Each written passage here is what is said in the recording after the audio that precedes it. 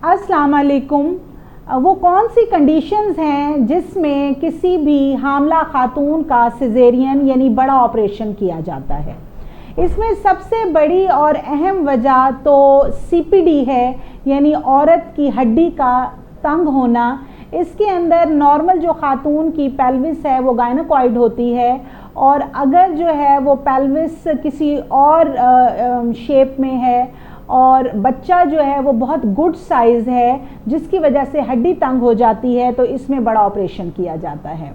दूसरी अहम चीज़ जो है, अगर पहला बच्चा आपका ब्रीच है यानी बच्चे का सर ऊपर है और बच्चे के हिप्स वाला पोर्शन नीचे है, उस सूरत में भी खातून का बड़ा ऑपरेशन किया जाता है।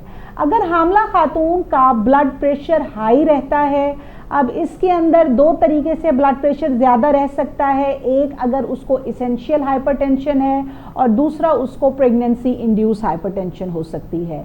इसकी वजह से प्रोटीन यूरिया हो सकता है, खातून को फिट्स पड़ सकते हैं, ये माँ और बच्चे दोनों के लिए नुकसानदेह हो सकता है। उस सूरत में खातून का बड़ा ऑपरेशन किया जाता है।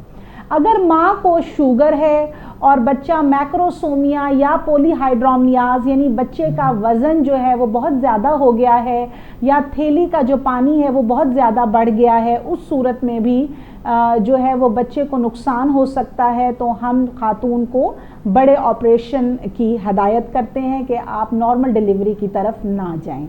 इसके अलावा अगर लेबर बहुत ज़्यादा प्रोलॉन्ग हो गई है, बहुत देर से खातून तकलीफ़ में है और बच्चे की पैदाइश नहीं हो रही, या बच्चे का सर आके हड्डी पे फंस गया है, ऑब्स्ट्रक्टेड लेबर है, या बच्चे ने पेट में पखाना कर दिया है जिसको हम कहते हैं कि मेकोनियम पास कर दिया है, ये तमाम कंडीशंस ऐसी हैं जिसमें खातून को जो है वो बड़े ऑपरेशन की तरफ इमीडिएटली ले जाया जाता है।